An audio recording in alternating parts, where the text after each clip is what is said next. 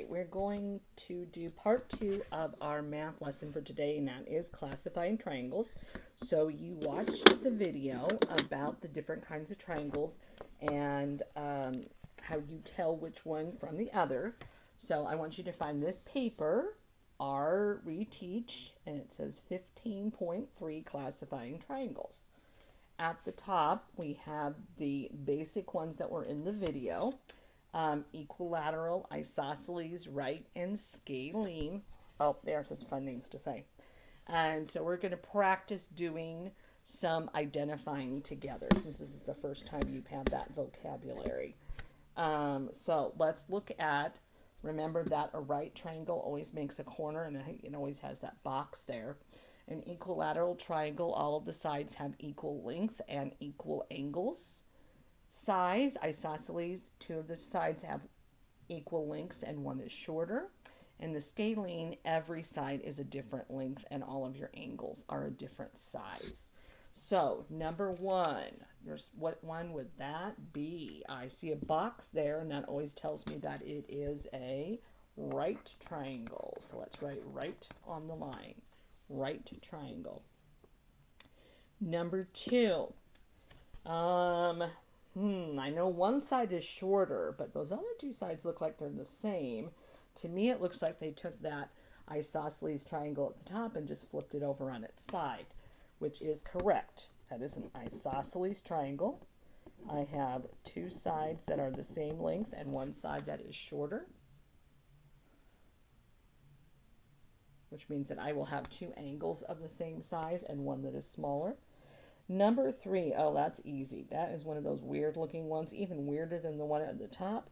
All three sides are different sizes, so that is a scalene triangle. So let's write that down. And then my last one is a little tiny one, but it's easy to tell that all three sides are exactly alike. So that would be an equilateral triangle. Equilateral triangle. Now at the bottom part I have 6 different triangles, A, B, C, D, E, and F. And I have to answer questions 5, 6, and 7 based on those, and they're going to have more than one answer. So we have to write the letters on the line. All of them have more than one answer. Which triangles have an angle that is greater than a right angle? So remember that is an obtuse angle. So it's bigger than the ones with the boxes. So which triangles have that? A has two smaller and a right. B, all of them are smaller. C, oh, it has that one great big one. So C, and then I'm going to put a comma. And then, oh, D has a great big one. So for number 5, C and D both have obtuse angles. And this is reviewing what you worked on Wednesday. So hopefully you remember that from yesterday. Which triangles have exactly 2 sides that are equal in length? So we have to find the 2 isosceles triangles. Oh, I see C again, we just used it, and F. C and F are our isosceles triangles. And then which triangles have right angles? And those are always easy. They form like the corner of a piece of paper, but they very nicely give you the little boxes. It's very easy. So A and E. A and E.